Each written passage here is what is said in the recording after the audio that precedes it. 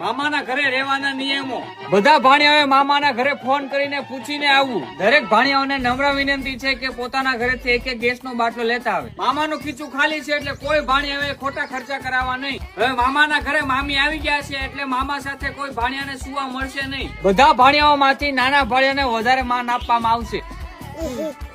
બપોરે 2 વાગ્યાથી 4 વાગ્યા સુધી મામીને સુવાનો ટાઈમ છે એટલે કોઈ મામીને ડિસ્ટર્બ કરવા નહીં. દરેક વખતેની જેમ આ વખતે પણ બધા જ ભાણિયાઓને એક કપડાની જોડી લઈ દેવામાં આવશે. વધારે કઈ લેવું હોય તો પોતાના મમ્મીના પર્સમાંથી પૈસા લઈ લેવા. કોઈ ભાણિયાએ મામાના ઘરમાં ખોટો કકડાટ કરવો નથી અથવા તો મામીને હેરાન કરવા નથી. જો આવું થશે તો ઘરની બહાર કાઢી મૂકવામાં આવશે. આ વખતે ઓછા મજૂર મળ્યા છે એટલે મામાના ખેતરમાં 5-5 કલાક બધા ભાણિયાઓએ કામ કરવું પડશે. વેકેશન ભલે ગમે તેટલા દિવસનું હોય પણ ભાણિયાઓએ 5 દિવસ જ રોકાવાનું છે. બહુ વધારે રોકાવ તો તમે સારા ન લાગો. વાહ મામા વાહ. મામી નતા ત્યારે તમે 2 મહિના રોકાતા, ત્યારે તમે કાઈ નો કહેતા, અને અત્યારે મામી આવી ગયા તો તમે નિયમો કરી નાખ્યા. મમ્મી ના થઈ ગયા, મમ્મી ના થઈ ગયા.